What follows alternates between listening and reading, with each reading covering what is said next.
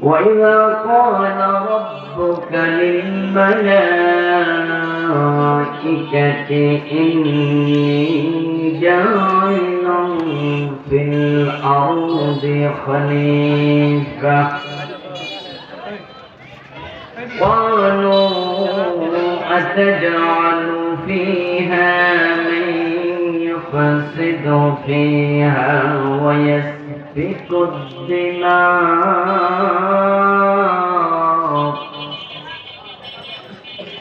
ونحن نسبح بحمدك ونقدس لك قال إني أعلم ما لا تعلمون. قال النبي صلى الله عليه وسلم أوحى الله إلى جبريل أن أخرج مدينة كذا بأهلها قال يا رب إن فيهم عبدك فلانا لم يعصك طرفة عين قال تعالى اقلبها عليه وعليهم فإن وجهه لم يتمعر في عينه قط أو كما قال النبي عليه الصلاة والسلام. সকলে মেহেরবানি করে দুরূদ শরীফ পড়ুন। আল্লাহুম্মা সাল্লি আলা মুহাম্মাদিন ওয়া আলা আলি মুহাম্মাদ কামা সাল্লাইতা আলা ইব্রাহিম ওয়া আলা আলি ইব্রাহিম ইন্নাকা হামিদুম মাজিদ। اللهم بارك على محمد وعلى آل محمد كما باركت على إبراهيم وعلى آل إبراهيم إنك حميد مجيد. اللهم صل وسلم وبارك عليه. পাঁচলক্ষী এলাকাবাসীর উদ্যোগে আয়োজিত আজকের এই ৪৬তম বার্ষিক তাফসীরুল কুরআন মাহফিলের মুআজ্জাজ মুকাররম সম্মানিত সভাপতি, বিশিষ্ট ইসলামী চিন্তাবিদ, লেখক ও গবেষক কারি মহতারাম মাওলানা মুফতি জহির বিন আব্দুর রহমান হবিগঞ্জি সাহেব, আজকের মাহফিলের সম্মানিত প্রধান বক্তা, ইনশাআল্লাহ আমার পরে যিনি আলোচনা উপস্থাপন করবেন বিশ্ব বরেণ্য আলেম দ্বীন, বিশিষ্ট মুফাসসির কুরআন মহতারাম মাওলানা তারিক মুনাব্বার হাফিজাহুল্লাহ, উপস্থিত অন্যান্য মহতারাম উলামায়ে কেরাম, ইসলাম প্রিয় তৌহিদি জনতা, পর্দার অন্তরালের সতী সাধবী, সম্মানিত মা ও বোনেরা, প্রিয় দিনী ভাইয়েরা, আপনারা কেমন আছেন? মাশাআল্লাহ। যারা আসছেন তারা বসে যান। বিছানা যেগুলো বিছানোর বাকি আছে এই বরাবর কিছু বিছানা ভলান্টিয়ার ভাইরা বিছিয়ে গেছে, লোকজন আসতেছে, বসে যাবে। আর যারা এসেছে তাদের হাতে হাত রেখে পিঠ বুলিয়ে আদবের সাথে যত্ন করে তাদেরকে বসতে সহযোগিতা করুন। টেবিল ফ্যান কিন্তু লাগবে, হ্যাঁ লাগাই দেন, লাগে। কি শীত চলে আসে নাকি? কি শীতকাল চলতেছে এলাকা, তো গরমের মাঝে ফ্যান করে এগুলা কোয়া লাগবে কেন? ওই যে রাজ্য বাস করে গাঙ্গা গাম হোক, সর্দি হোক, পরের মাথা থেকে হোক,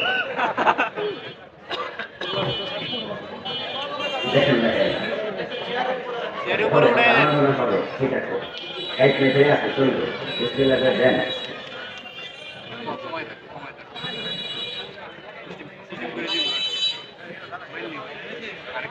জি তাছাড়া আমরা আমাদের আলোচনা চালাই আসছি আরো ভালো অনেক কিছু আগেই কিন্তু আপনাদের এখানে এই যে ট্রাক আর হাইস গাড়ি মুখোমুখি দাঁড়াইছে কেউ সরবে না নিজের মাঝখানে আইসা ট্রাকওয়ালা বসে আছে বয়ে বয়ে বিড়ি টানে হাইসওয়ালা ফান্সি পরে প্রায় আধা ঘন্টা বসেছে এরপরে ভাবলাম যে এইভাবে হলো তো একজনে বলছে হুজুর রাতের 12টার দিকে হয়তো যেতে পারবে তখন ভাবলাম যে তখন ভালো না রিক্সা নিয়ে চলে আসছি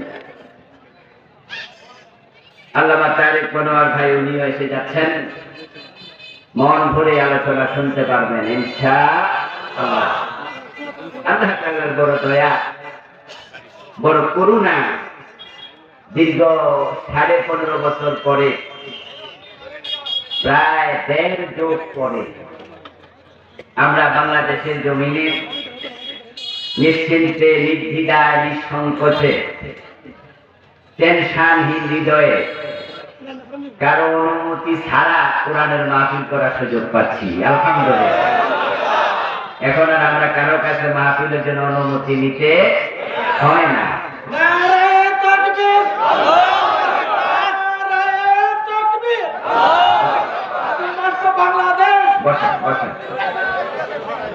স্বাধীনতা পাইয়া মুরব্বী সেটা গেছে আমার ভাইরা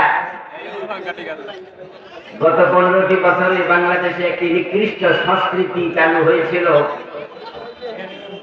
যে মাহফিল করতে হলে পিয়নোর কাছে যেতে হবে ওসির কাছে যেতে হবে নেতাদের কাছে যেতে হবে অনুমতি না দিলে মাহফিল করা যেত না ঠিক না আপনারা বলুন তো জমিনের মালিক কে জমিদার মালিক কি আওয়ামী লীগ ছিল শেখ হাসিনা ছিল জমিনের মালিক কে কোরআন কার কথা তো আল্লাহর কথা আল্লাহর জমিনে বলতে ওদের অনুমতি কেন নিতে হবে যারা এই সংস্কৃতি চালু করেছে তাদেরকে তাওবা করার আহ্বান জানাচ্ছি তাদের এই অন্যায়ের কারণে আল্লাহ তাদের উপর গজব দিছে তাদেরকে দেশ ছাড়া করেছে বাড়ি বানাইছেন আপনি কিন্তু আপনার বাড়িতে আরেক বেটা যাইয়া দখল নিল তখন আপনি বলবেন যে অবৈধ দখল মানি না এটা জবরদখল এটা ঠিক না জমিন আল্লাহ আমরা কথা বলবো আল্লাহর কালাম থেকে কোরআনে কিন্তু অনুমতি নিতে হবে তাদের এই জমিন এই দেশ কি তাদের বাপদাদার সম্পদ এজন্য আল্লাহ রেগে গেছেন এবারে যে ঘটনাটা ঘটলো 5ই আগস্ট এটা কিন্তু দুনিয়ার কোন মানুষ ঘটায়নি এটা ঘটিয়েছে স্বয়ং আল্লাহ কারণ 5ই আগস্ট আমাদের দেশে স্বৈরাচারী সরকার প্রধান দেশ থেকে পালাবে তাদের 300 এমপি দেশ থেকে পালিয়ে যাবে এটা কি তারা 4 তারিখও জানতো যারা পালাইছে তারাও জানতো না আর যারা এই দেশে বৈষম্য বিরোধী ছাত্র আন্দোলন করছে তারাও কিন্তু সরকার পালিয়ে যাক এ দাবি উত্থাপন করেও নাই ছোটরা যান ছোটরা না শুধু আমার দিকে না হয়ে গেছে শুধু একটু আমার দিকে একটা ধন্যবাদ আর বিশ্বাস করুন ওয়াদের সঙ্গে আমি আমার ভাইরা আমি বলছিলাম যে এবারে ঘটনা ঘটাইছে কে কোরআনে আল্লাহ তাআলা বলেছে ইন্নাহু লা ইফলিহুজ জালিমুন নিশ্চয় জালেমরা কখনো সফল হবে না কে বলেছেন আচ্ছা আল্লাহর জমিনে আল্লাহর কথা বলতে দেবে না তাদের অনুমতি নিতে হবে আল্লাহর কথা বলতে না দেওয়ার চেয়ে বড় জুলুম কি হতে পারে অনুমতির জন্য দৌড়াতে দৌড়াতে মাহফিল কমিটির জুতার তলা কেউর কাছে যাও ডিসির কাছে যাও নেতার কাছে যাও কত জায়গায় যেতে হতো তারা যদি দয়া করে অনুমতি দিত তাহলে মাহফিল হবে অনুমতি না দিলে মাহফিল হওয়ার কোনো সুযোগ নাই, কারণ কমিটির ধরে জেলে নিয়ে যাবে, থানায় নিয়ে যাবে। আল্লাহ জমিন তারা দখল করবে, এটা কি করে? এজন্য আল্লাহ তাআলা এবার তাদের উপর একসাথে গেলেন। প্রধানমন্ত্রী যদি জানতেন উনি 5 তারিখ রান্না করা খাবার খাইয়াও পলাতে পারবেন, তাহলে তিনি কিন্তু আগেই সসম্মানে পদত্যাগ করতেন। পদত্যাগ করলে কমপক্ষে 300 এমপি পলানোর প্রয়োজন ছিল না, কিন্তু পরিস্থিতি উনি নিজে ঘোলাপ করেছেন। পোলাপান চাইল কি কোঠা সংস্কার। উনি যদি বলতেন যে ঠিক আছে তোমরা তো আমার বাচ্চা নাতি, এই বয়সে আসো, কোঠা কিছু সংস্কার করে দিই, তাহলে ঝামেলা কিন্তু সেখানে মাটিতে চাপা পড়বে। এটা কোনো ব্যাপার না, যাহা থেকে শুরু হয়েছিল এটা কোনো ব্যাপারই ছিল না। গামাসি হয়েছে, এটা চুলকাইতে বেশি চুলকাইছে আর ক্যান্সার হয়ে গেছে, ঠিক না ভাই? পোলাপান কইছে কোঠা সংস্কার। আপনি যদি বলতেন যে ঠিক আছে তো আসো তোমরা কি চাও আমার বঙ্গভবনে আসো, ওকে করে দিলাম, যাও, ঝামেলা শেষ। কিন্তু উনি কি বললেন? রাজাকারের বাচ্চা নাতি পুতিরে চাকরি দেবো, লাগছে গ্যাস। পোলাপান গেল খেপে, রাস্তায় নামলো, 9 দফা দাবি দিল, আবার গুলি ছাড়ালো, লেগে গেল আরো বাচ্চারা। ছাত্ররা খেপে যাওয়ার পরে 9 দফা হয়ে গেল। কয় দফা? আচ্ছা, ওই দফার মাঝে কি ছিল? সরকার পালিয়ে যাক না পদত্যাগ? সরকারকে পালাইতে পোলাপানও কি কইছে? ছাত্ররাও তো কয় না যে আপনি পালান। তুমি পালালেন কেন? কোন কারণ? আমার বন্ধু, কারণ শুধু একটা, আমাদের দেশের ছাত্ররা আল্লাহ তাআলার দাবি জানলা চেয়েছেন, ওরা ওই দাবিটা উত্থাপন করতে পারেনি, তারা কয় পদত্যাগ। কিন্তু আরশের মালিক বলে না না, পদত্যাগ না, যারা কোরআনের কণ্ঠ চেপে ধরেছে তাদেরকে দেশেই থাকতে দেব না। এজন্য ওনার অন্তরের ভিতরে ভয় ঢুকে গেছে। কেউ বলে না আপনি পড়ান, কিন্তু উনি কেন পড়াইল? অন্তরে এমন ভয় ঢুকছে, ভাবছে যে অপরাধ করছি, এই অপরাধে পদত্যাগ করলে পিঠের চামড়া থাকবে না। উনার নিযুক্ত, উনার নিয়োগ করা সেনাপ্রধান বলে 45 মিনিটের বেশি সময় নেই, তাড়াতাড়ি জানগা। সেনাপ্রধানকে আমরা নিয়োগ দিছি, উনি তো দিছে, এবং উনার আত্মীয়। আমার প্রিয় ভাইয়েরা, আল্লাহ তাআলা আমাদেরকে দীর্ঘ 15.5-16 বছর পরে এখন কোরআনের মাহফিল করার সুযোগ সারা বাংলাদেশে করে দিয়েছেন। পুরা বাংলার একই জমিনে এখন মাহফিল করতে কারো কাছে অনুমতি নেওয়ার প্রয়োজন নাই। যে আল্লাহ তাআলা আমাদেরকে একটা চমৎকার সুযোগ করে দিলেন, আমরা আলোচনার শুরুতে আল্লাহ তাআলাকে শুকরিয়া জানাই, কৃতজ্ঞতা জানাই, কালিমাত শুকর করি, আলহামদুলিল্লাহ। প্রিয় ভাই, আমি আপনাদের সম্মুখে পবিত্র কোরআন মাজিদ থেকে সূরাতুল বাকারার 30 নম্বর আয়াতে কারিমা তিলাওয়াত করেছি। প্রিয় নবীজি সাল্লাল্লাহু আলাইহি ওয়াসাল্লামের পবিত্র মুখ অনুসৃত একখানা ছোট্ট হাদিসে নববী পাঠ করেছি।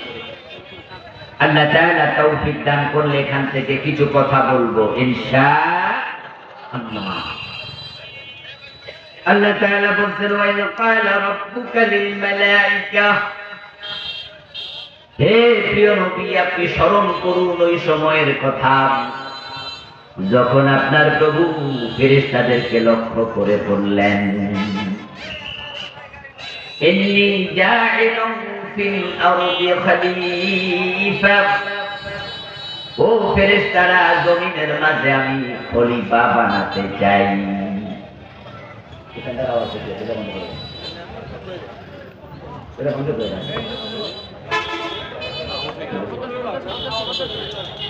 ইন্নী জাইলুন ফিল আরদি খলিফা, আল্লাহ তাআলা ফেরেশতাদেরকে বললেন জমিনে আমি খলিফা বানাতে চাই। এটা আল্লাহ ফেরেশতাদের সাথে পরামর্শ নেওয়ার জন্য বলেন নাই, বরং এটা ছিল আল্লাহর সিদ্ধান্তের ঘোষণা জানান দেয়া। আমি জমিনে খলিফা বানাতে চাই, তোমরা কি বলো? এই জাতীয় ব্যাপার ছিল না। কারণ কোন কাজ করতে আল্লাহ তাআলার কারো পরামর্শ নেওয়ার প্রয়োজন হয় না। বরং কোরআন আল্লাহ তাআলা বলছেন ফাআলু লিমা ইউরিদ, আল্লাহ যা চান তিনি তাই করেন। ইয়াফআলুল্লাহু মা ইয়াশা, একই কথা, আল্লাহ তাই করেন যা তিনি চান। ইন্নামা আমরুহু ইযা আরাদা শাইআন আন ইয়াকুলা লাহু কুন, যখন তিনি কোনো কিছু করতে চান তখন তিনি শুধু বলেন হও। ফায়াকুন, বলতে দেরি হতে সামান্য দেরি হয় না। আল্লাহ তাআলা ফেরেশতাদের কাছে তার সিদ্ধান্ত প্রকাশ করলেন, ইন্নী, নিশ্চয় আমি জাইলুন করব ফিল আরদি, জমিনে খলিফা, খলিফা প্রেরণ। শব্দের রঙের দিকে তাকাইলে কি মনে হয়? পরামর্শ না সিদ্ধান্ত? ইন্নী, আমি করব। এটা কি পরামর্শ? আল্লাহ সিদ্ধান্ত জানালেন জমিনে তিনি খলিফা বানাবেন। কিন্তু ফেরেশতারা আল্লাহ তাআলাকে বড্ড ভালোবাসেন। আল্লাহর প্রতি আমাদের ভালোবাসা আছে না নাই? আছে না? আল্লাযীনা আমানু আশাদ্দু হুব্বান লিল্লাহ, আল্লাহ কোরআন মাজিদে বলেন যারা মুমিন আল্লাহর প্রতি তাদের ভালোবাসা অত্যন্ত দৃঢ়। যারা মুমিন তারা সবচেয়ে বেশি ভালোবাসে কাকে? এজন্য আমরা আল্লাহর জন্য প্রয়োজনে বউ ছেড়ে দেই, ছেলে মেয়ের সাথে সম্পর্ক ছিন্ন করি, আল্লাহর জন্য ঘর বাড়ি সব রেখে প্রয়োজনে হিজরত করি। আল্লাহর জন্য শুধু ছেলে মেয়ে পরিবার পরিজন পরিত্যাগ নয়, শুধু বাড়িঘর হিজরত নয়, বরং আল্লাহর জন্য নিজের জানটা দিতে মুমিন রাজি হয়ে যায়। আল্লাহর জন্য যদি জীবন দিতে হয়, প্রয়োজনে জীবন দিতে আমরাও রাজি। এখানেও আল্লাহর বিচারজন বান্দা পাওয়া যাবে যারা আল্লাহর জন্য জীবন দিতে এক চুল পরিমাণ পিছপা হবে না। ওয়াল্লাযীনা আমানু আশাদ্দু হুব্বান লিল্লাহ, এজন্য আল্লাহ তাআলা বলেন যারা মুমিন তারা আল্লাহকে ভালোবাসে সবচেয়ে বেশি। ফেরেশতারা মুমিন, মানুষের মাঝে কাফের আছে, মানুষের মাঝে মুনাফিক আছে, মানুষের মাঝে মুশরিক আছে, কিন্তু ফেরেশতাদের মাঝে মুমিন ছাড়া আর কেউ। কথা কি বোঝেন? ফেরেশতা কি কাফের হয়? ফেরেশতা মুশরিক হয়? বরং আল্লাহর কথার বাইরে ফেরেশতা চলে না, কিছু করে না। সব ফেরেশতা মুমিন, তারা আল্লাহকে ভালোবাসেন। আল্লাহর সিদ্ধান্ত শোনার সাথে সাথে তাদের মুখ থেকে একটা কথা বের হয়ে গেল, যদি আল্লাহ পরামর্শ চান নাই, কিন্তু তারা পরামর্শ দিয়ে বসলো। আল্লাহর সিদ্ধান্তের বিপরীত কথা তারা ভালোবাসার ঠেলায় বলে দিল। আপনারা যারা পরিবারের প্রধান আছেন, আমার পরিবারে আমার বাবা প্রধান, আপনাদের অনেকের পরিবারে আপনাদের বাবা প্রধান। আপনার বাবা যদি কোনো বিষয় সিদ্ধান্ত নেয়, আপনাদেরকে বলে যে আমি কিন্তু ওই যে বাজারের পাশে অমুক জমিটা এটা কেনার সিদ্ধান্ত নিচ্ছি, আপনি তার ছেলে, আপনার বাবার সিদ্ধান্ত এই শব্দ শোনার পরে আপনার উচিত হলো এই কথা বলা যে বাবা যে আপনি মুরব্বী, ওকে করেন। কিন্তু আপনার মাথায় আসলো ওই জমিটা যেটা বাবা কেনার সিদ্ধান্ত নিছে, ওই জমিটা তো একটু ভেজাল আছে, জমিনের দলিল নিয়ে একটু সমস্যা আছে। বাইদা ভাই, এটা আমি শুনেছি আপনার বাবাকে অতি ভালোবাসার কারণে আপনি চাইবেন না আপনার বাবা লসে পড়ে যাক। তাই বাবা সিদ্ধান্ত ঘোষণার পরও কিন্তু আপনি এবার বলবেন, বাবা ওই জমিনটা আপনি কিনবেন, এটা আপনার ইচ্ছা, তবে সেখানে জমিনের কাগজে একটু ভেজাল আছে। আচ্ছা, এই কথা বলা কি আদৌ বেয়াদবি নাকি ভালোবাসা? আপনার বাবা বলছে আমি জমিটা কিনবো, কিন্তু আপনি ভাবলেন যে আমার বাবার এই কথাটা জানাই দেয় একটু উচিত। ফেরেশতাদের মনে চিন্তা হলো, তারা আগে দেখেছে জমিনে ছিল কিছু জিন। এই জিনদের কান্না তারা ইবাদতের জন্য বানাইছিলেন, কিন্তু জিনেরা হানাহানি করেছে, মারামারি করেছে, কাটাকাটি করেছে। আল্লাহ জিনদেরকে ফেরেশতা কর্তৃক পিটাইয়া এ জমিন সারা করছে। ফেরেশতা পাঠাইছে, যা এই জমিন থেকে জিনগুলাকে পিটাইয়া একবারে সমুদ্রে পাঠাইয়া দে, দ্বীপে পাঠাইয়া দে, জঙ্গলে পাঠাইয়া দে। ওরা হানাহানি কেন করে, নিজেরা মারামারি কেন করে? ওই ফেরেশতারা জমিনে এসে জিনদেরকে পিটাইয়া জমিন সারা করছে, এই তো কিছুদিন আগে। সেই ফেরেশতাদের মাথায় চিন্তা ঢুকলো, এখন যদি আবার খলিফা বানায়, জিনদের মতো তারাও তো হানাহানি মারামারি শুরু করতে পারে। ওই যে আপনি বাইরে ভাই শুনছেন, ওই বাবা সিদ্ধান্ত নেয়া জমিনের কাগজে ঝামেলা। এই শোনা ঠিক হোক আর বেঠিক হোক, কিন্তু আপনি বাবারে আপনি পরামর্শ দিলেন যে বাবা কাগজটা একটু দেখতে।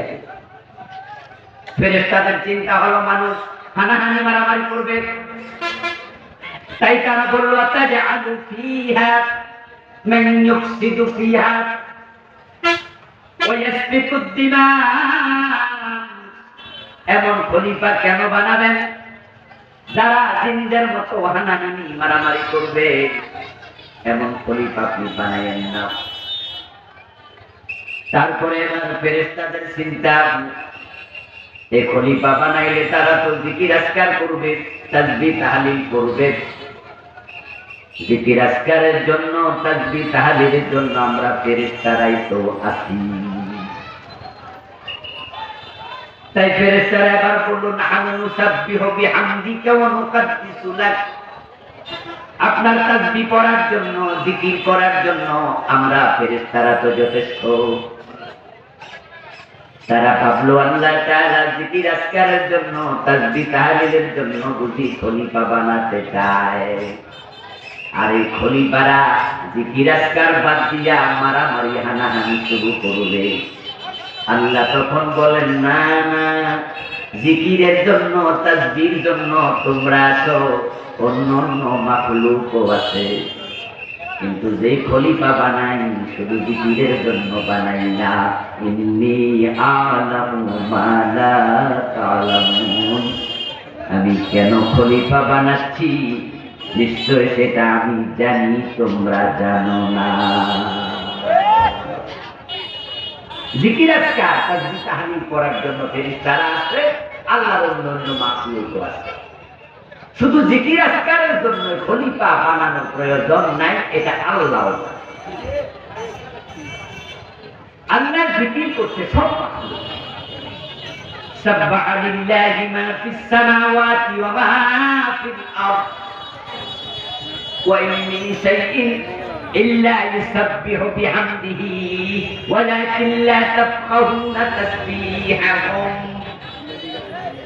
আল্লাহ কোরআনে বলেন, আকাশ এবং জমিনে যত মাখলুক আছে সবাই আল্লাহ জিকির করছে। পৃথিবীতে একটা মাখলুক বাকি নাই যে আল্লাহর তাসবিহ পড়ে না।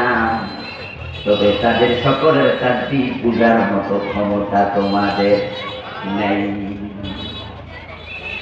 আপনার পায়ের জুতা, মাথার টুপি, হাতের ঘড়ি, পকেটের মানি ব্যাগ, আপনার উপরের সামিয়ানা, আপনার নিচের বিছানা, আমার নিচের চেয়ারটা, এমন কোন মাখলুক বাদ নাই যে নিজের ভাষায় আল্লাহর তাসবিহ পড়ে না। ওয়া ইন মিন শাইইন ইল্লা ইউসাব্বিহু বিহামদিহি। ঠাই নাই, তাই মানে মাখলুক। সবাই সবাই শুধু তাসবিহ না, আকাশ এবং জমিনে যত মাখলুক আছে সবাই আল্লাহর সিজদা পর্যন্ত করে। ألم تر أن الله يسجد له من في السماوات ومن في الأرض والشمس والقمر والنجوم والجبال والدواب وكثير من الناس سبحان الله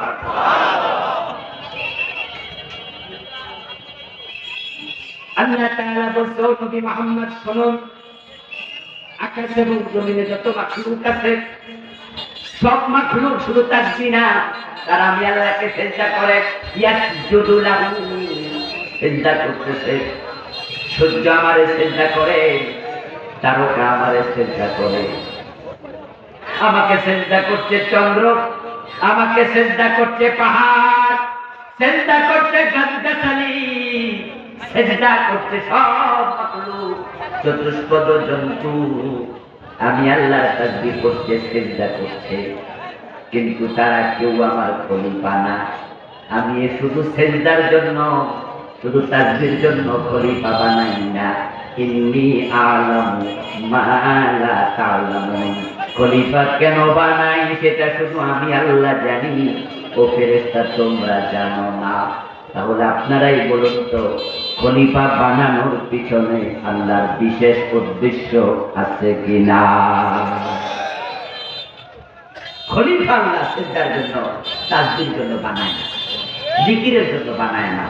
আল্লাহর জিকির তাসবিহ সবাই করে, সিজদা সবাই করে। النجم والشجر يسجدان فبأي آلاء ربكما تكذبان, সবাই সিজদা। খলিফা বিশেষ উদ্দেশ্যে বানানো হয়েছে, এটা ফেরেশতারাও জানে, জানে শুধু কে? ইন্নী আ'লামু মা লা তা'লামুন, আমি জানি। আচ্ছা, এবার আপনাদের কাছে আমি একটু জিজ্ঞাসা করি, খলিফা কেন বানালো? ফেরেশতারা যদি নাও জানে, ওদের কি চাকরি দেব?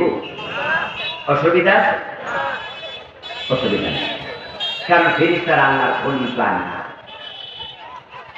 যেমন আমি একটা কামেল মাদ্রাসায় হাদিসের ওস্তাদ, আমি মুহাদ্দিস। আচ্ছা, আমি যদি ফিজিক্স, কেমিস্ট্রি, বায়োলজি না জানি, আমার চাকরি দেবে?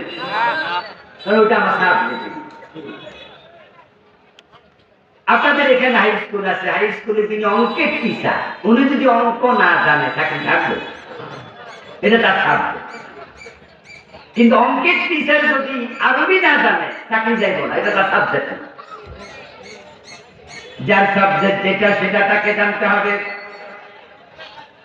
এখন আল্লাহ খলিফা কেন বানাইছে এটা ফেরেশতারা জানে না, কিন্তু আমরা যারা খলিফা আমাদের জানা দরকার আছে না নাই?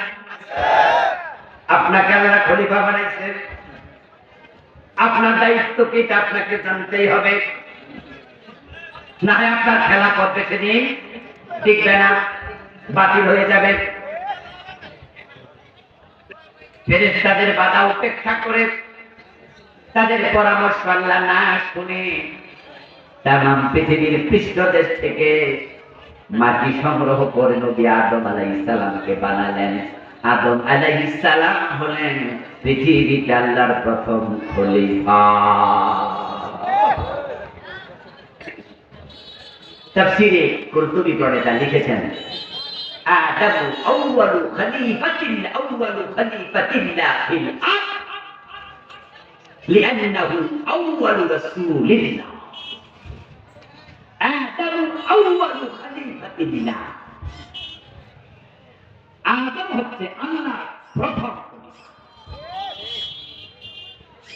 অনেকে বলে যে না, মানুষকে খলিফা বলা যাবে না, আল্লাহ মানুষ হলো জিনের খলিফা। খলিফা মানে হচ্ছে পরবর্তীতে যে আসে। যেমন রাসূলুল্লাহ সাল্লাল্লাহু আলাইহি ওয়াসাল্লামের ইন্তেকালের পরে খলিফা হয়েছে হযরত আবু বকর সিদ্দিক। খলিফা তাকে বলে যে পরে আসে। তো যিনি প্রথমে, তিনি যদি থাকেন তাহলে পরের জন আসার তো সুযোগ নাই। তো আল্লাহ তো হাইয়ুল কাইয়্যুম। আল্লাহ কি চলে গেছে না আল্লাহ আছে? তো আল্লাহর খলিফা মানুষ হয় কেমনে? তাহলে আদম কেমনে খলিফা? ওই জিনদেরকে সরাইয়া দিয়া আল্লাহ জিনের জায়গায় আদমকে বসাইছে, এজন্য আদম হলো জিনদের খলিফা। হ্যাঁ, এ বিষয়ে আমরা দ্বিমত করি না। জিন জাতিকে আল্লাহ তাআলা পৃথিবীতে মানব জাতির আগে বানাইছে, এ বিষয়কে আমাদের কোনো দ্বিমত আছে? কোরআনে আল্লাহ জিনদের কথা মানুষের আগে বলতে, ওয়া মা খালাকতুল জিন্না ওয়াল ইনসা ইল্লা লিয়াবুদুন। আল্লাহ তাআলা জিনদেরকে আগে বানাইছে আমরা জানি, তাদের জায়গা আমাদেরকে স্থলাভিষিক্ত করেছে এটাও আমরা জানি। কিন্তু আপনি খলিফাটাকে শুধু জিন জাতির সাথে কাজ করে দেবেন, এটা হলো আপনার বোকামি, আপনার ইলমের ঘাটতি। কারণ আদম নবীকে আল্লাহ তাআলা যে অর্থে খলিফা বললেন, এখানে স্থলাভিষিক্ত নয়, এখানে খলিফার অর্থ হলো প্রতিনিধি। আচ্ছা, একই শব্দ একাধিক অর্থে আসে এমন শব্দ কি বাংলায় নাই? আরবিতে তো অ্যাভেলেবল শব্দ একটা, আইনু। এর অর্থ আছে লোগাতে কমপক্ষে ৭০। আইনুল মানি চোখ, আইনুল মানি ঝর্ণা, আইনুল মানি গোয়েন্দা, আইনুল মানি আরো কত ৭০টার মতো আছে। এক শব্দ অনেক অর্থ, এটা বাংলাতে তো আছে, আছে না? এই ওর সাথে ঝগড়া লাগিস না, তুলাইতে পারবি না, ওর হাত অনেক লম্বা। এই হাত লম্বা মানে কি? এই হাতটা চলবি না, এটা বুঝাইছে, ক্ষমতা বুঝাইছে, ঠিক না? এর মানে ওর সাথে এমপি মন্ত্রীদের সাথে সম্পর্ক, ওসি পিওনো ডিসি, ওর হাত লম্বা, ওর সাথে কুলাইতে পারবি না। এখানে হাতের লম্বা বলতে আসল লম্বা বুঝায় নাই, পাওয়ার বুঝাইছে। এ জাতীয় বাংলাতেও আছে। খলিফা শব্দের একাধিক অর্থ নিশ্চয়ই আছে। এই জন্য তাফসীরে তাবারী, তাফসীরে কুরতুবী, তাফসীরে ফাসিল সহ অনেকগুলো তাফসীর আমার এই দুই চোখ দেখেছে, যেই তাফসীর গুলোতে আদমকে সরাসরি খলিফাতুল্লাহ, আল্লাহর খলিফা বলা হয়েছে। আর আপনি বলবেন যে এটা ভুল, আপনার ইলমের কম দিয়ে। আমার প্রিয় ভাই, আদম আলাইহিস সালামকে আল্লাহ বানালেন জমিনে তার খলিফা। এবার আমি কোরআন থেকে আরেকটি কথা বলি। যারা বলতেছে মানুষ আল্লাহর খলিফা নয়, মানুষ জিনদের খলিফা, আমি কোরআনের আয়াতে দেখি তাদের এই কথার ভুল আছে, ভ্রান্তি আছে। ভুলটা হলো আল্লাহ বলছে, ইয়া দাউদ ইন্না জাআলনাকা খলিফাতান ফিল আরদ ফাহকুম বাইনান নাসি বিল হক। সুবহানাল্লাহ। ইয়া দাউদ, ও নবী দাউদ, ইন্না জাআলনাকা খলিফাতান ফিল আরদি, আমি জমিনে তোমাকে খলিফা বানাইছি। আচ্ছা, আদম যদি খলিফা হয় জিনের পরে, দাউদ নবীর বাবা, দাউদ নবীর চাচা, এরা কি জিনা ছিল? দাউদ তারপরে খলিফা হইলেন। যদি খলিফা মানে হলো জিনদের পরে হওয়া, তো দাউদ নবীর আগে তো জিন নাই, তখন তোমার বাবাও মানুষ, দাদাও মানুষ, দাদাও মানুষ, ঠিক না? তো আল্লাহ যে দাউদকে খলিফা বললেন, খলিফা মানে প্রতিনিধি। এবার দেখুন আরেক আয়াতে, হুয়াল্লাযী জাআলাকুম খলাইফা ফিল আরদ। আরেক আয়াতে আল্লাহ বলেন শুধু আদম নয়, শুধু দাউদ নয়, ও দুনিয়ার মানুষ, তোমাদের সকলকে আমি জমিনে খলিফা বানাইছি। জাআলাকুম খলাইফা ফিল আরদ, জমিনে আল্লাহ আপনাকে আমাকে সবাইকে খলিফা বানাইছে। তাহলে আদম আল্লাহর খলিফা, দাউদ আল্লাহর খলিফা, আমরা যারা আজকের মাহফিলে আছি আমরাও আল্লাহর খলিফা। আপনারা আল্লাহর খলিফা কোরআন থেকে বুঝলেন তো? আচ্ছা, এবার যে খলিফা আল্লাহ বানাইলো, আমি জানি কেন বানাইছি। এটা আল্লাহর ইলম থেকে, আল্লাহর জানানো কিতাব থেকে আমাদের জানা দরকার আছে না? এদেশের লোকেরা খেলাফতের মূল দায়িত্ব কি এটাই অনেকে জানে না। তারা সকাল সন্ধ্যায় জিকির করে, 5 ওয়াক্ত নামাজ পড়ে, রমাদানের রোজা রাখে, জীবনে একবার ফরজ আদায় করে, আর পয়সাওয়ালা হলে প্রতি বছর যাকাত দেয়। তারা ভাবছে খেলাফতের দায়িত্ব শেষ। এই ভুল ভাবনাটার কারণে আজকে জমিনে আল্লাহর খেলাফত চলছে না। আমরা যারা আল্লাহর খলিফা, এই জমিনে আমরা থাকতে ব্রিটিশের খেলাফত চলতে পারে না। তাদের কথায় দেশ চলার কথা না। তাফসীরে তাবারী করে তা বলছেন, আদামু আউয়ালু খলিফাতুল্লাহ, আউয়ালু খলিফাতিল্লাহ ফিল আরদ ফি ইমদাই আহকামিহি ওয়া আওয়ামিরিহি। আদম কাল্লা জমিনে প্রথম খলিফা বানিয়ে কি দায়িত্বটা দিলেন? আদমের দায়িত্ব যেটা আদমের সন্তানের দায়িত্ব, বলে না, আদমের দায়িত্ব যেটা আদমের সন্তানের দায়িত্ব, এটা আজকের এই মাঠে যারা আছেন আমরা কি আদমের সন্তান নই?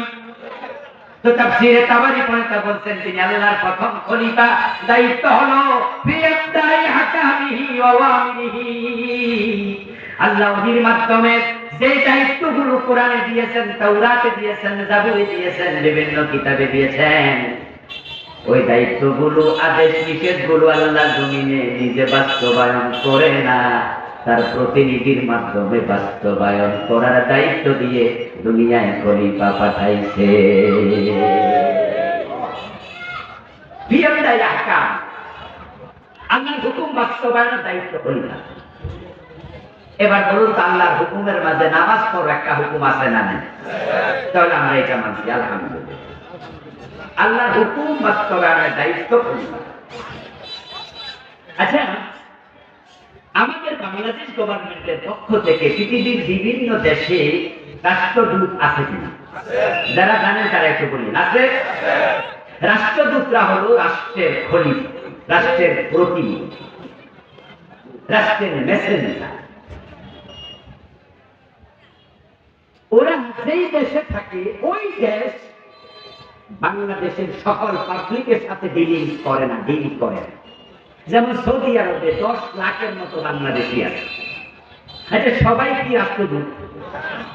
সৌদি সরকার যখন বাংলাদেশ গভর্নমেন্টের সাথে কোনো বিষয় ডিল করা দরকার হয়, তখন বাংলাদেশের সব পাবলিকের সাথে করে না রাষ্ট্রদূতের সাথে করে? রাষ্ট্রদূত হলো রাষ্ট্রের খলিফা। এর জন্য রাষ্ট্রের যত চিন্তা আছে, আইন আছে, পলিসি আছে, রাষ্ট্র তার দূতের কাছে, রাষ্ট্রপ্রধান, রাষ্ট্রদূত যিনি আছে তার কাছে মেসেজ দেয়।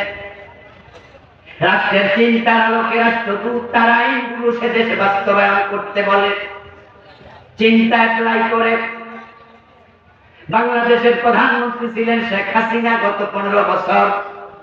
যখনই দেশের কোন পলিসি মেকিং হতো, তৈরি হতো, তখনই তার পক্ষ থেকে 200-র উপরে দেশ আছে পৃথিবীতে, আমাদের যত রাষ্ট্রদূত আছে 150-র উপরে, সবার কাছে মেসেজ চলে যেত। সব দেশে কি শেখ হাসিনা নিজে হাজির হতো? ঠিক এই জমিনের মাঝে আল্লাহর বিধানগুলো আল্লাহ আসমান থেকে এসে, আরশ থেকে এসে বাস্তবায়ন করবে না, বরং আমরা আল্লাহর খলিফা। আল্লাহ আমাদের কাছে দায়িত্ব দিয়ে দেখি কে আমার দায়িত্ব পালন করে। আল্লাহ বলছে চোর ধরে হাত কাটো, আল্লাহ বলছে জানা করলে 100 বেত লাগাও, বিবাহিত হলে পাথর মেরে হত্যা করো।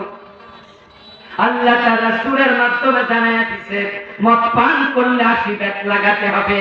আমার রাসূল যে আইন দিলেন, এটা রাসূলের নিজের বানানো আইন না, যেগুলো হাদিসের মাধ্যমে আসে, এটা আল্লাহর ওহী।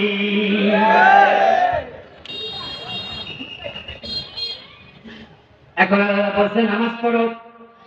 আলহামদুলিল্লাহ, বাংলাদেশের বেনামাজিও জানে নামাজ পড়া উচিত। এজন্য দেখবেন নামাজের ওয়াজ যখন হয় তখন কোনো বেনামাজি বলে না হুজুর নামাজের ওয়াজ করে কেন, কি দরকার? বরং বেনামাজিও মাথা লাইরা লাইরা হুজুরের সাথে ওয়াজে শরীক হয়, মনে মনে কয় ওয়াজ ঠিক আছে, আমি পড়ি না, এটা আমার দোষ। কিন্তু যখন ছোট ধরে হাত কাটার কথা বলে, কোন বক্তা যখন আল্লাহর জমিনে আল্লাহর আইনের কথা বলে, তখন সব মানুষ নামাজের ওয়াজের মতো রিসিভ করে না। একদল মানুষ এটাকে শুধু রাজনীতি মনে করে এবং তারা বাড়িতে সমালোচনা করে। গতকালকে ওয়াজে গেছিলাম, তো ওয়াজ হয় নাই, শুধু রাজনীতি হয়েছে।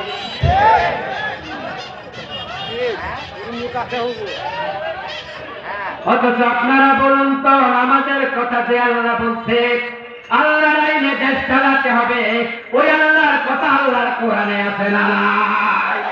ওইটাকে আপনার কাছে রাজনীতি মনে হলো কেন? আমার দোস্ত দেখবেন, রোজার কথা বললে কেউ দ্বিমত করে না। বেরোজগারি পর্যন্ত রোজার মাসে যখন দিনের বেলায় হোটেলে খাইতে যায়, তখন হোটেল ওয়ালারে কয় একটা কাপড় দিয়া পর্দা ঝুলাইয়া দাও, দিনের বেলা খাই, শরম শরম লাগে। এজন্য দেখবেন যে রমাদান মাস যখন আসে, তখন হোটেলগুলোতে দিনের বেলা কি ঝোলানো হয়? পর্দা ঝোলানো হয়। বেরোজগারিও বোঝে রোজা রাখা উচিত, এটা আল্লাহর বিধান। আপনারা যেইভাবে নামাজের পক্ষে আসলেন, রোজার পক্ষে আসলেন, জোর ধরে হাত কাটার পক্ষে সেভাবে কি আসছেন? আসছেন নাই। ডাকাত ধরে সরে দিতে হবে, এটা আল্লাহ নাই, এই আইন আপনারা মানেন নাই। রোজার ব্যাপারে যেভাবে সিরিয়াস, সব মানুষ বলে রোজা আসছে, রোজা আসছে, রমাদান আসার আগে প্রস্তুতি শুরু। অথচ মদ পান করলে শিবের দিতে হবে। হযরত ওমর নিজের ছেলেটা করে হাই দেন নাই, কিন্তু বাংলাদেশের এই জমিনে 53 বছরে কোন মদখোরকে 80 বেদ একবারও দেয়া হয় নাই। এবং 80 বেদ দিতে হবে, এটা যে আল্লাহর আইন, এই চিন্তাটাও অনেক খলিফার মাথাতে নাই। অথচ খলিফার দায়িত্ব শুধু নামাজ রোজা না, আল্লাহ খেলাফত। অথচ আপনার দায়িত্ব আপনি জানেন না, না জানলে চাকরি বেশি দিন টিকবে না। 53 বছরের বাংলাদেশ আল্লাহর আইনে চলে না, আল্লাহর খেলাফত এই দেশে নাই, থাকছে কেমনে? আল্লাহর খলিফারা তো তারা খানকার খলিফা হইয়া বসে আছে, তারা বিভিন্ন মসজিদের দায়িত্ব পাইয়া, মাদ্রাসার দায়িত্ব পাইয়া পুরাটা জমি শয়তানের হাতে ছেড়ে দিয়েছে। আল্লাহ খলিফারা মসজিদ আর খানকা থেকে। এজন্য দেখবেন আমাদের দেশে বিভিন্ন হুজুররা পরিচয় দেয়, আমি অমুক দরবারের খলিফা। বলে কিনা, বলে কিনা? হ্যাঁ, আমি অমুকের খলিফা। এবং এটা বলে নিজে একটু মজাও পরিচিত হইতে চায়, আমার অমুক পিসাব খেলাফত দিচ্ছে। আচ্ছা ঠিক আছে, আপনার অমুক পীর খেলাফত দিচ্ছে, আপনি খলিফা, আমি দ্বিমত করি না। বলুন তো, খেলাফতটা কি পীর আগে দিছে না আল্লাহ আগে দিছে? আপনার প্রথম পরিচয় কাজটা হওয়া দরকার, কার খলিফা হওয়া দরকার? অমুক দরবারে, অমুক পীরে, না আল্লাহর খলিফা? আপনি এইটাতে মজা পান কেন? ওইটা বাদ দিলেন।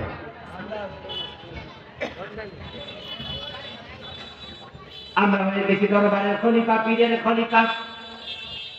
আমরা খলিফা না, সবাই মসজিদ খুঁজে নিলাম। অথচ দেখুন শব্দের মাঝে কি আছে? ইন্নী জাইলুন ফিল আরদি খলিফা।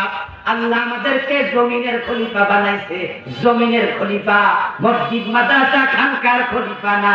কিন্তু আমরা দেখি জমিনে আল্লাহর আইন বাস্তবায়নের জন্য খলিফা হইয়া গেলে মামলার আসামি হওয়া লাগে।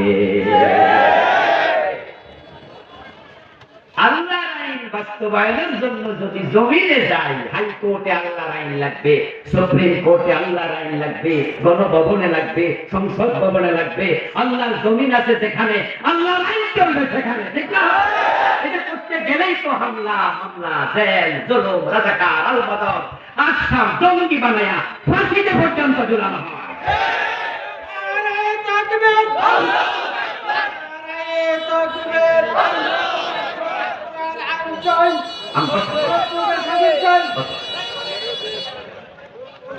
এই বুড়া মিয়ার হাতে ক্ষমতা শ্রদ্ধা দিয়ে জোয়ানরা বসে আছে, কারণ মিছিল ধরারও তো একটা বয়স আছে, আছে না?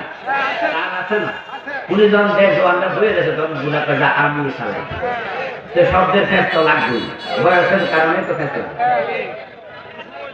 কিন্তু যুবক গুলা দিয়ে জাগা মাথা না, মাঝে মাঝে হিমেয় পাওয়া লাগেনি, তাহলে না জোশ আছে। আমার প্রিয় ভাই, খানকার যদি খলিফা হয় আমরা খাওয়া লাগে, বললাম হালুয়া রুটি পাওয়া যায়। এই জন্যই তো আমরা সব খানকার খলিফা হতে ব্যস্ত। আল্লাহর খেলাফত ছিল জমিনে, আমরা হয়ে গেলাম মসজিদের ইমাম, এবং ওটুকু ইমামতি পাই আমরা খুশি। অথচ নবী মুহাম্মদ সাল্লাল্লাহু আলাইহি ওয়াসাল্লাম মসজিদের ইমাম ছিলেন, মদিনার রাষ্ট্রের 10 বছরের প্রেসিডেন্ট ছিলেন। আবু বকর, ওমর, ওসমান, আলী রাদিয়াল্লাহু তাআলা আনহুম আজমাইন, তারা মসজিদে নববীর ইমাম ছিলেন। হযরত ওমর অর্ধ পৃথিবীর প্রেসিডেন্ট ছিলেন। মসজিদের ইমাম, রাষ্ট্রের ইমাম। ইমাম শব্দের অর্থ কি বলেন? বলেন অর্থ কি? আচ্ছা, যারা মসজিদে ইমামতি আমরা করি, আদৌ কি আমরা নেতা? মানুষকে আমরা নেতা ভাবে, নেতা মনে করে? শুনেন ভালো করে আলেম ওলামা ভাইয়েরা, সাইডের মাইক সব বন্ধ হয়ে যাইতেছে কেন? মাইক দুই সাইড বন্ধ হয়েছে, মাইক বন্ধ হয়ে ওঠে।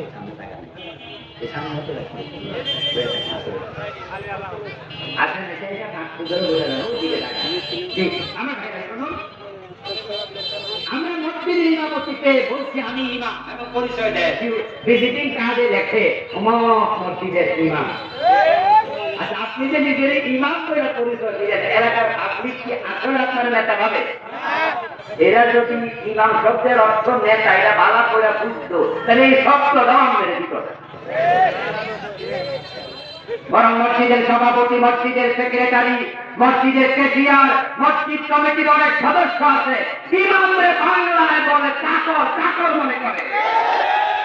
আর যদি ইমাম কয় বাংলা ইমাম বলেন সারে। ফজরের টাইমে 2 মিনিট দেরি হয়ে গেলে চোখ বড় করে দেয়, হুজুর হইয়াছিল। আপনি যদি নেতা হতেন, আপনি দিকে চোখ করে করে খাইতো কোনোদিন? আমরা মসজিদের ইমাম হইয়া খুশি, আমরা দরবারের খলিফা হইয়া খুশি, আমরা মাদ্রাসার প্রিন্সিপাল মুহতামিম হইয়া খুশি। আমরা এখন আল্লাহর খেলাফত মসজিদে ঢুকে গেছি। এখন জমিনে গণভবনের খেলাফত কার হাতে ছাড়লেন? বঙ্গভবনের টাকার হাতে ছাড়লেন, সচিবালয়ের টাকার হাতে ছাড়লেন, হাইকোর্টের টাকার হাতে ছাড়লেন, সুপ্রিম কোর্টের টাকার হাতে ছাড়লেন। আল্লাহ তো আপনাকে বলে নাই ইন্নী জাইলুন ফিল মসজিদে খলিফা, আমি মসজিদের খলিফা বানাই নাই, ইন্নী জাইলুন ফিল আরদি খলিফা, আমি তোমাকে পুরা জমিনের খলিফা বানাইছি। আলহামদুলিল্লাহ। এখনো আমরা আলেম ওলামারা, হুজুররা, পীর সাহেবেরা আল্লাহর এই মসজিদ গুলোতে, মাদ্রাসা গুলোতে এখনো আমরা খেলাফত নিয়ে আসি। বিদায় মসজিদে এখনো আল্লাহর কথা চলছে। হুজুররা মসজিদে আসে, আলেম ওলামারা মসজিদে আসা থাকার কারণে এখনো মসজিদে এলাকার এমপির ছেলেও কণ্ঠ উঁচু করে কথা বলে না, সাহস করে না। এলাকার বড় মাস্টারও যদি হয়, মসজিদে সুর নিচু করে কথা বলে। যদি একটু জোরে কথা বলে, আমরা ধমক দিতে হয় না, বরং পাবলিকে কয়ে জোরে কথা বলে। তখন এলাকার নেতার ছেলে বলে না যে আমি জোরে কথা আরো কমু না, বরং জিহ্বায় কামড় দিয়া করি। আলেমরা মসজিদে বুঝাইছে এখানে জোরে কথা বলা যাবে না। এটা কার ঘর? বলেন না, কার ঘর? তুমি আল্লাহর ঘরে আল্লাহর গোলাম, আর গোলামের কণ্ঠ উঁচু হয় না, নিচু থাকে। এই জন্য মসজিদে আসতে বলতে হয়। আলেমরা আসতে বিদায় মসজিদে আল্লাহর আইন চলছে, মাদ্রাসাগুলোতে চলছে। এই আজকে আমরা শুনি হাইকোর্টে ঢুকতো, গণভবনে যেত, সংসদ ভবনে যেত,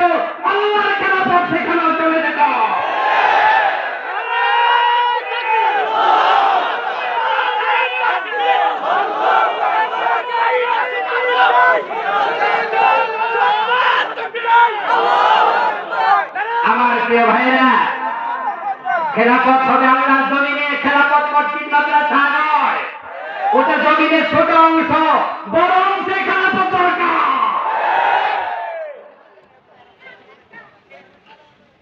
আমাদের খেলাফত আসেনি আল্লাহ জানে, না অনেক আগে কেটে দিতে আল্লাহ, এটা তো আমরা জানি না।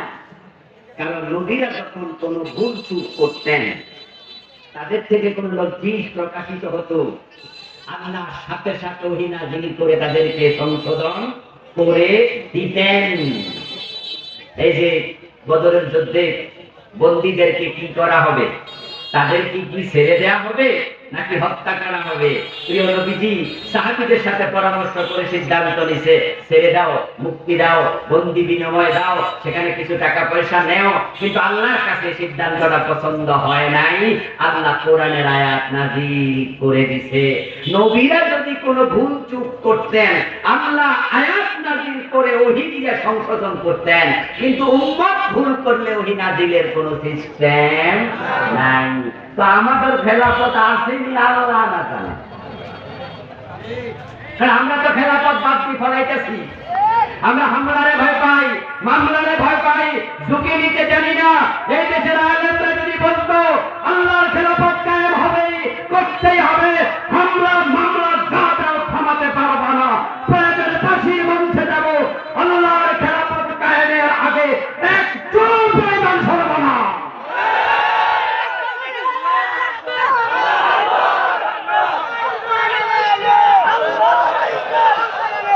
আমার প্রিয় ভাইরা, আমরা যদি এগিয়ে যেতাম, জালেমরা স্কুলে পালিয়ে যেত।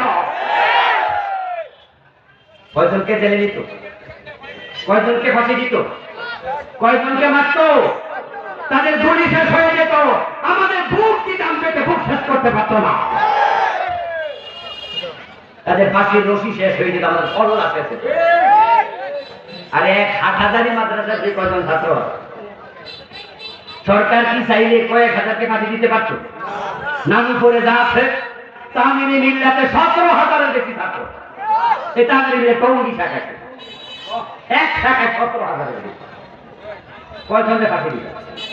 জুজুর ভয় ঢুকেছে, জুজুর ভয় ঢুকেছে।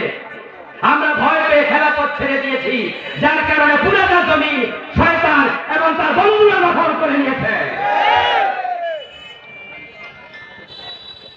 শোনেন, আপনি যদি কারো চাকরি করেন, তাহলে চাকরির ডিউটি যেমন আবশ্যক, চাকরি যার করেন, যে জায়গায় ডিউটি দেয় সেই জায়গায় ডিউটি পালন করাও আবশ্যক।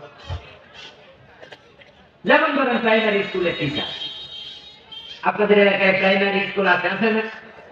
সরকার চাকরি দেয় প্রাইমারি স্কুলের টিচার, যে উনি করগাঁও বাজার প্রাইমারি স্কুলের প্রধান শিক্ষক। ইউ অফিস থেকে উনার কাছে চিঠি গেল যে আপনাকে আগামীকাল থেকে করগাঁও প্রাইমারি স্কুলে প্রধান শিক্ষকের দায়িত্ব পালনের দায়িত্ব দেয়া হলো। পরের দিন কিউ সাহেব গেল, গিয়ে দেখে ওই প্রাইমারি স্কুলের প্রধান শিক্ষক করগাঁও প্রাইমারি স্কুলে নাই। তো কিউ সাহেব ওনার মোবাইল নাম্বারে কল দিল, দিয়ে বলল, আপনি কি অমুক বলছেন? হেড স্যার বলল, জি আমি অমুক। আপনি কে? বলে, আমি হচ্ছে আপনার টিউ। ও স্যার, আপনি আমাকে ফোন দিচ্ছেন, তো আপনাকে স্কুলে পাইলাম, নামে কই? বললেন যে স্যার আমি তো বানিয়েছেন প্রাইমারি স্কুলে। আচ্ছা, এবার টিউ বলবে, টিউ সাহেব বলবে, আপনারা পাঠাইলাম কই, আর আপনি গেলেন? এই আপনাকে পাঠাইছি, কালি বানিয়েছ? আপনি কাগজ পড়েন নাই? জি স্যার পড়ছি না। তো পড়লে সেখানে লেখা ছিল করগাঁও কটিয়া দিন। জি স্যার। কি কটিয়া দিন? গেলেন কেন? আপনি স্যার সরি সরি স্যার, ঠিক আছে স্যার, আমি কালকে দেখেছি। পরের দিন আপনি চলে গেলেন পুলিশ। আচ্ছা, টিউ সাহেব যদি জানে যে পরের দিন আপনি ওই স্কুলে যান নাই, আপনাকে শোকজ করার সম্ভাবনা আছে কি? দায়িত্ব দিলাম তো, তুমি গেলা কই? ওই প্রাইমারি স্কুলে তোমার পাঠাই নাই। তো আল্লাহ কইনি জাইলুল ফিল আরদি খলিফা, আর আপনারা পুরো জমিন ওদের হাতে ছেড়ে দিয়া আমি মসজিদে গিয়ে বলেছি। আপনি খানকায় গিয়ে বসে আছেন, আর তখন বাড়িওয়ালা বাড়িতে থাকে না, ওই বাড়িতে তেলাপোকা থাকে, ইঁদুর থাকে, ওই বাড়িতে সাপ ঢুকে, ব্যাঙ ঢুকে, বাড়িটা সারাবাড়ি বানিয়ে দেয়। খলিফারা যখন জমিন ছেড়ে দিয়েছে, শয়তান পুরো জমিনটাকে সারাবাড়ি বানিয়ে দিয়েছে।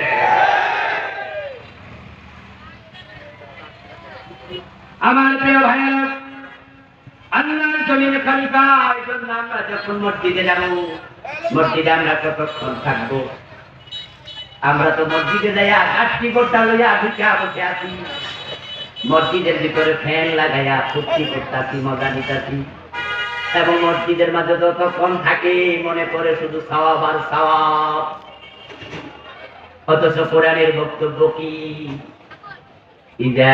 فإذا قضيت الصلاة فانتشروا في الأرض وإذا نودي للصلاة من يوم الجمعة فاسعوا إلى ذكر الله وذروا البيع। আজান যখন শুনবা, এবার বেচা কেনা সব বন্ধ, অফিস আদালত বন্ধ, মসজিদে দৌড়াও। শুধু জুমার দিন নয়, প্রিয় নবীজি সাল্লাল্লাহু আলাইহি ওয়াসাল্লাম বলেছেন, আমার মনে চায় আযানের পরে কোন একজনকে মসজিদে দায়িত্ব দেই, তুমি নামাজের ইমামতি করো, আর কয়েকজন যুবক সাথে নিয়ে মহল্লায় চলে যাই, যারা মসজিদে যায় নাই তাদের ঘর বাড়িতে আগুন লাগাই। আযান যখন হলো জমিনের খলিফা, এখন জমিনে আর থাকবা না, তোমার অফিসের কাজ বন্ধ, তোমার ব্যবসা বাণিজ্য লেনদেন বন্ধ, এবার যাও মসজিদে। ফাইদা কুদিয়াতিস সালাতু, যখন নামাজ শেষ আর মসজিদে বসে থাকার প্রয়োজন নাই, ফান্তাশিরু ফিল আরদি, আবার জমিনে চলে যাও, হাইকোর্টে চলে যাও, বিচারকের আসনে বসে যে আল্লাহকে সিজদা করেছো, আল্লাহর আইনে বিচার চালাও। যে আল্লাহর কথা শুনে মসজিদে গেলাম, নামাজ শেষ, এবার তুমি চলে যাও সংসদে, আল্লাহর আইন বানাও, আল্লাহর আইন চালু করো। এবার মসজিদ থেকে চলে যাও, ব্যবসা বাণিজ্য করো, চাকরি বাকরি করো, তোমার জমিনটা তুমি আল্লাহর আইনে ব্যবসা করো, আল্লাহর আইনে চালাও। কিন্তু আমরা মসজিদে ঢুকে ভাবি আমি মসজিদে এসে গেছি, সবচেয়ে নিরাপদ জায়গা, অথচ আল্লাহ এবং তার রাসূল আপনাকে মসজিদে গিয়ে শুইয়া থাকতে বলেন নাই। যদি মসজিদে শুয়ে থাকলে সওয়াব হতো। আমার রাসূল তো ইতিকাফ ছাড়া বাকি সময় হুজরায় ঘুমাতেন, অথচ রাসূলের মসজিদ আর হুজরা তো একটা পাকিস্তানের ব্যবধান। মসজিদে ঘুমাইলে যদি সওয়াব হতো, রাসূল তো হুজরায় না ঘুমায়া মসজিদে ঘুমাতে পারতেন। তো মসজিদে ঘুমানো কি না যায়? না না, আহলে সুফা যারা তারা মসজিদে ঘুমায়, ওই 70 জন সাহাবী মসজিদে ঘুমাইছে, কারণ তাদের থাকার জন্য কোনো বাড়িঘর নাই, আর যাদের বাড়িঘর ছিল তারা মসজিদে ঘুমায় নাই। মসজিদ ঘুমানোর জায়গা না, নামাজের জায়গা, জিকিরের জায়গা, ইবাদতের জায়গা। যখন নামাজ শেষ জমিনে চলে যাও, তুমি জমিনের খলিফা। এই জন্য সব নামাজিরা মসজিদে নামাজের পরে অফিস আদালত, হাইকোর্ট, সুপ্রিম কোর্ট সব জায়গায় ছড়িয়ে পড়তে হবে, তাহলে জমিনে আল্লাহর খেলাফত বাস্তবায়িত হয়ে যাবে। কিন্তু আমাদের দেশে কি হয়েছে জানেন? আমাদের দেশে হয়েছে, আপনাদের এই করগাঁও এলাকার বড় মসজিদের ইমাম সাহেব যদি বলে জুমার দিন যে আগামী ইউনিয়ন পরিষদ নির্বাচনে এই ইউনিয়ন থেকে আমি চেয়ারম্যান পদপ্রার্থী হতে চাই, আমার মুসল্লি ভাইয়েরা, আমি আপনাদের ইমাম, কমপক্ষে আপনাদের ভোট তো আমি পেতেই পারি, ঠিক নয় কি? দেখবেন সাথে সাথে একদল লোক বলবে জি হুজুর, জি হুজুর, আর যারা একটু নেতা গোছের আছে এরা বলবো ওনারও তো নেতা হওয়ার শখ হয়েছে।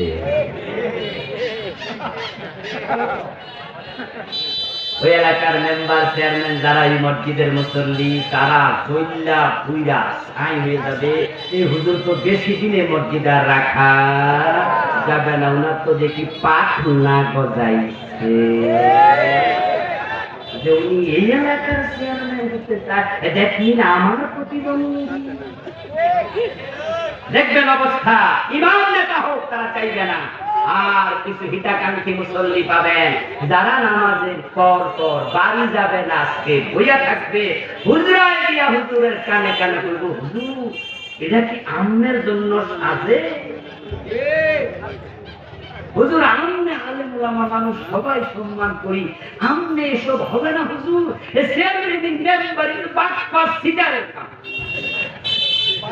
হুজুর আপনার কাম না। অথচ আপনারাই বলুন তো, যদি আলেম ওলামারা কোরআন ওয়ালারা এমপি না হয়, মন্ত্রী না হয়, চেয়ারম্যান না হয়, সংসদ সদস্য না হয়, অফিস আদালত আল্লাহর খেলাফত কি কায়েম হবে? হবে না। প্রিয় ভাইরা, আপনি ভাবছেন কি আপনি নামাজ পড়ছেন, রোজা রাখছেন, হজ করছেন, যাকাত দিচ্ছেন, দায়িত্ব শেষ? অথচ শুনুন, এই জমিনে তা'মুরুনা বিল মা'রুফি ওয়া তানহাউনা আনিল মুনকার, এটাই হলো আল্লাহর খলিফাদের সবচেয়ে বড় দায়িত্ব। আল্লাহ তাআলা বলেন, কুনতুম খায়রা উম্মাহ উখরিজাত লিন-নাস তা'মুরুনা বিল মা'রুফি ওয়া তানহাউনা আনিল মুনকার, তোমরা হলে সৃষ্টির মাঝে সেরা, তোমাদেরকে মানব কল্যাণের জন্য বানাইছি। আর সবচেয়ে বড় মানব কল্যাণ হলো তোমরা সৎ কাজ দেখলে আদেশ করবা, মানুষকে করতে বলবা, আর অন্যায় দেখলে সেখানে প্রতিরোধ করার জন্য মাথা তুলে দাঁড়াইয়া যাইবা। আল্লাহর খলিফা আল্লাহর জমিনে থাকতে এই জমিনে সুদ থাকে কেন?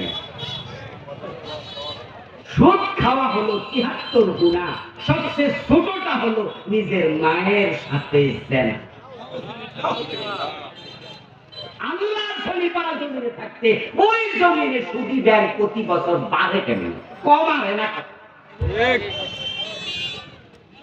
আল্লাহর খলিফারা জমিনে থাকতে জমিনে ইয়াবা, ফেন্সিডিল, হেরোইন, মদ, গাঁজা, ইয়াকিন থাকে কেন?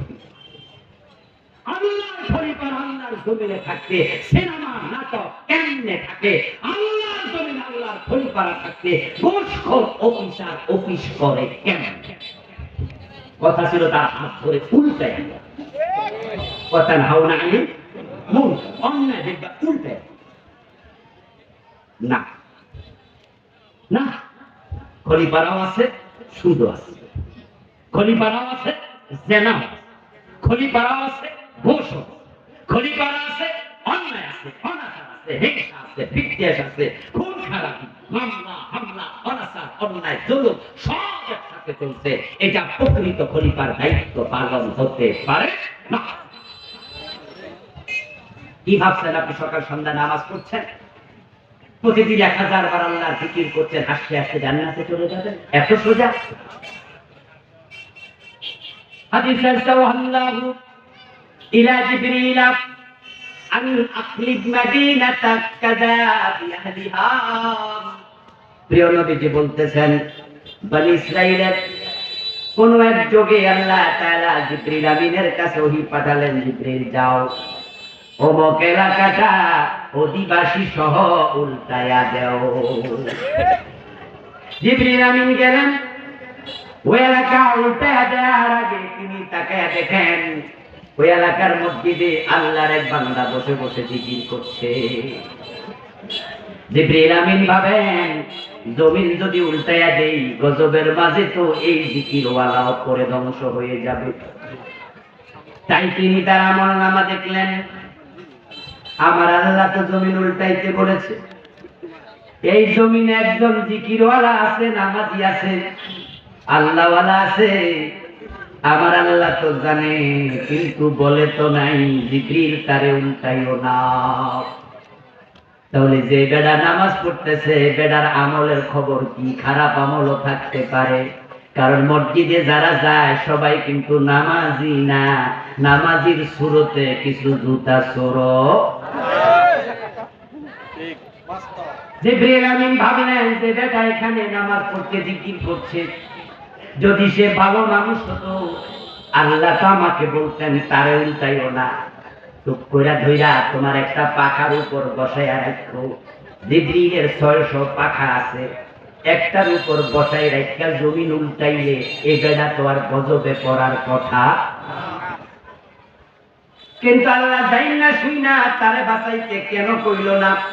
আমল নামাটা দেখি আসলে বেড়া কি নামাজি না জুতা চোর না নামাজির সুরত দইরা বদ চিন্তায় কোনো কাজ করছে। কিন্তু জিবরিল আমিন তার আমল নামা দেখে আরো অবাক, দেখে যে ওই বেটার আমল নামায় কোনো গুনার কামই নাই। জিবরিল বলে ইয়া রাব্বি ইন্না ফীহি মাবতাকা ফুলানান লাম ইয়াসিকা তারফাতাইন। ওয়া বারাল্লাহ, যে এলাকায় পাঠালেন জমিন উল্টাইতে ওই এলাকায় একজন বান্দা পাইছি আপনার, তার আমল নামায় দেখি এক চোখের ফলকের জন্য কোনো গুনার কাজ, তোমার অবাধ্যতার কাজ সে করে নাই। এখন আল্লাহ তুমি বলো তার সাথে কি ব্যবহার করব? আল্লাহ কয় আকলিভা আলাইহি, জিবরিল জমিনটা আগে তার মাথার উপরে উল্টাও। আকলিভা আলাইহি ওয়া আলাইহি, তার উপরে উল্টাও, সাথে পাবনি কেড়ে রাখো। কারণটা কি? সে তো নামাজি, সে তো জিকিরওয়ালা। এবার আল্লাহ কারণ ব্যাখ্যা করতে পারেন না, ওয়াজহাহু লাম ইয়াতামাআর ফি সাআতুন কাত্তু। এর কারণ হচ্ছে এই লোকটা জমিনে অন্যায় দেখছে, অনাচার দেখছে, সুদ দেখছে, ঘুষ দেখছে, জেনা দেখছে, জুলুম দেখছে। ফাঁসি মেয়ে শাপলা চত্বরে আলেমের বুকে গুলি চালাতে দেখেছে। এই লোকটা নামাজ রোজা করছে, আল্লামা সাইদিকে 13 বছর জেলখানায় আটকায়া রাখতে দেখেছে। এই লোকটা নামাজ রোজা করেছে, এই দেশের আলেমদেরকে জেল খাটাইতে দেখেছে। কিন্তু জালেমের জুলুম দেখা এই লোকটার চেহারা কখনো রাগে লাল হয় নাই।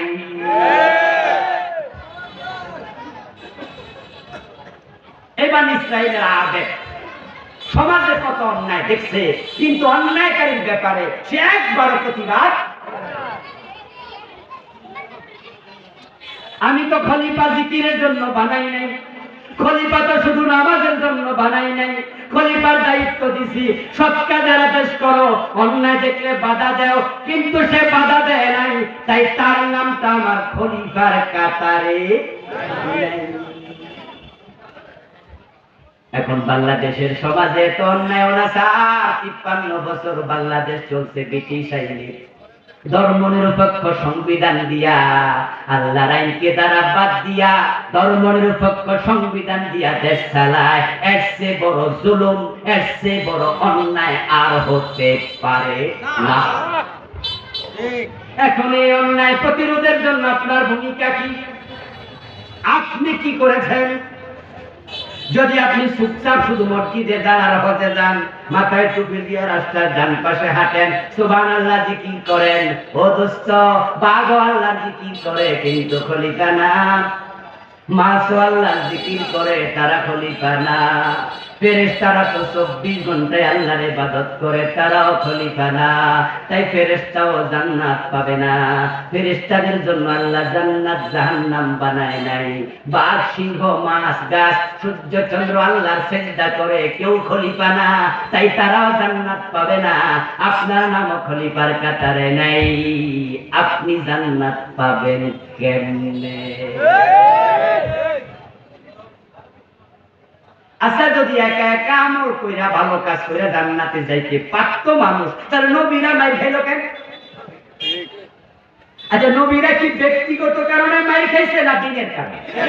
এটা যে দিনের কারণে মাইর খাওয়া লাগে ওই দিন প্রচার করবো না, আমার আমল আমি করবো। কথা বলেন নাই? আচ্ছা, নূহ আলাইহিস সালাম যদি ভাবতেন যে আমারে আল্লাহ যে নামাজ রোজা ইত্যাদি কইছে ওটুকু করবো, পাবলিকের কাছে দাওয়াত দিলে মাইকে যা দাওয়াত কি দিতাম, খেলাফত থাকতো তো? এই যে দাউদ আলাইহিস সালাম, নূহ আলাইহিস সালাম, সালেহ আলাইহিস সালাম, শুআয়ব আলাইহিস সালাম, আল্লাহর যত নবী, নবী মুহাম্মদুর রাসূলুল্লাহ সাল্লাল্লাহু আলাইহি ওয়াসাল্লাম, উনারা ব্যক্তিগত জীবনে এত ভালো মানুষ ছিলেন যে জীবনে কারোর সাথে একটা কটু কথাও, একটা মিথ্যা কথাও বলে নাই, কাউকে ভুল বলে নাই। এত ভালো মানুষ, কিন্তু মাইর খাইছে অন্যায়ের প্রতিবাদ করে, মাইর খাইছে ন্যায় কাজের কথা বলে।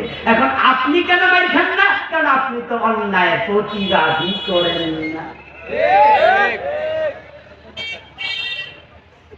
ও মুসলমান, ওই যে ব্যক্তি যারে ফেরেশতা বলছে আল্লাহ বলছে উল্টায়া দাও, ফেরেশতা জিবরিল আমিন তারে উল্টায়া দিল, গজবে পড়ে গেল। আপনারা যারা আজকের বাংলাদেশে আল্লাহর আইন নাই, অন্যায় অনাচার দেখেও চুপ থাকেন, এটা প্রতিবাদ প্রতিরোধ করে উল্টানোর জন্য কাজ করেন না, আপনার উপায় নাই, খলিফার কাতারে নাম নাই। এখন যারা এতদিন যা করছেন, এবার থেকে আল্লাহর আইনের পক্ষে কাজ করে খলিফার কাতারে নামটা ঢুকানোর জন্য চেষ্টা করতে রাজি আছেন না? না রাজি আছেন? রাজি আছেন? কমপক্ষে এখন থেকে আল্লাহর আইনের পক্ষে কাজ করবেন, রাজি আছেন? এবারে সুযোগ আছে, এবারে একটা সুযোগ আছে। 53 বছর পরে বাংলাদেশে আল্লাহ তাআলা এবার একটা স্পেশাল অফার দিয়েছে। স্পেশাল অফার বিভিন্ন কোম্পানি কিন্তু মাঝে মাঝে দেয়, দেয়নি? টেলিটক দেয়, গ্রামীণ ফোন দেয়, দেয় না? বিভিন্ন কোম্পানি দেয় যে 2টা কিনলে 3টা নিতে পারবেন, একটা ফ্রি। 53 বছর পরে এবার একটা স্পেশাল অফার আসছে। 5ই আগস্টের বিপ্লব আমরা করি নাই, আল্লাহ করাইছে। বিএনপি হতাশ, জামাত ইসলামী হতাশ, আমরা আলেম ওলামারা হতাশ, হেফাজতে ইসলাম হতাশ, খেলাফত মজলিস হতাশ। আমরা ভেবেছি পরিবর্তন বুঝি আর হবে না। যারা নেতা তারাও ভেবেছে তাদেরকে কেউ সরাতে পারবে না, তাই তারাও কিন্তু অহংকার করে বলেছে কিসের আন্দোলন, এই বছর না ওই বছর মানুষ বাঁচে। বলছে না? তারা ঘোষণা করছে ভিশন 2041। তারা ঘোষণা করছে 2041। এর মানে ওরা বুঝছে এই লোকেরা আমাদেরকে সরাইতে পারবে না। বিএনপির নেতারা কথা বলা পায় বন্ধ করে দিয়েছে, বলতে পারে না, বললে দেয়। বইলা বাড়িতে আসার আগে থেকে বাড়িতে পুলিশ আসবে। ওই ওরা কেন? জামাত ইসলামের নেতারা কথা বলতে পারে না, বললে জঙ্গির মামলা, যুদ্ধাপরাধের মামলা। আমরা আলেম ওলামারা কথা বলা প্রায় বন্ধ করে দিয়েছিলাম। তখন আল্লাহ তাআলা এই ছোট ছোট কলেজে পড়ুয়া বাচ্চাকে আবাবিল বানায় পাঠাইছে।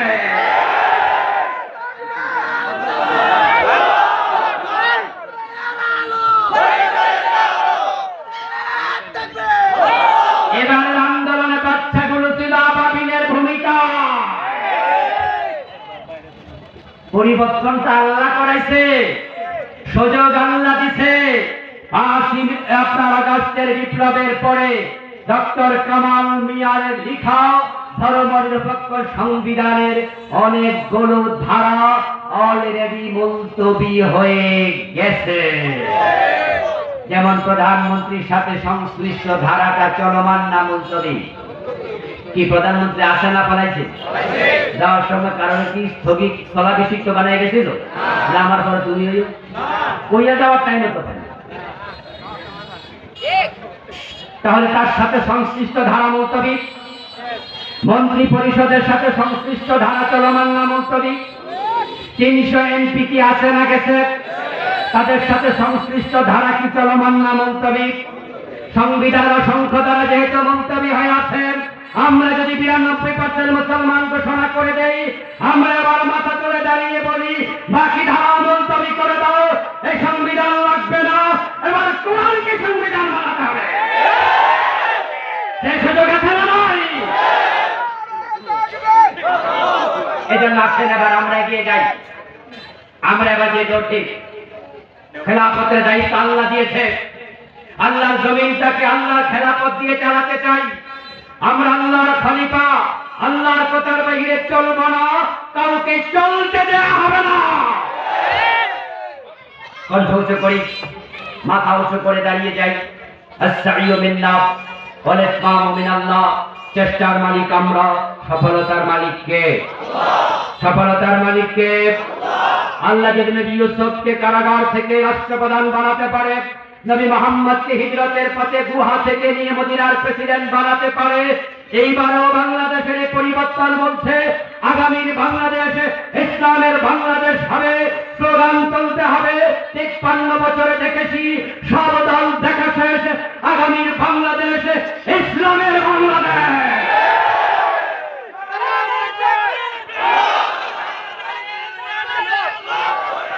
আল্লাহ তাআলা কোরআনের পক্ষে সকলকে মাথা তুলে দাঁড়িয়ে যাওয়ার তৌফিক দান করুক, বলি আমিন। আবারও বলি আমিন। হাযা মা ইনদি বলেন আল্লাহ আলাইহি তাওয়াক্কালতু ওয়া ইলাইহি উনীব। প্রিয় ভাইরা, এশারের নামাজের সময় হয়ে গেছে, আযান হবে। নামাজের পর আল্লামা বিশ্ববিখ্যাত নন্দিত মুফাসসির তারেক মনোয়ার ভাই উনি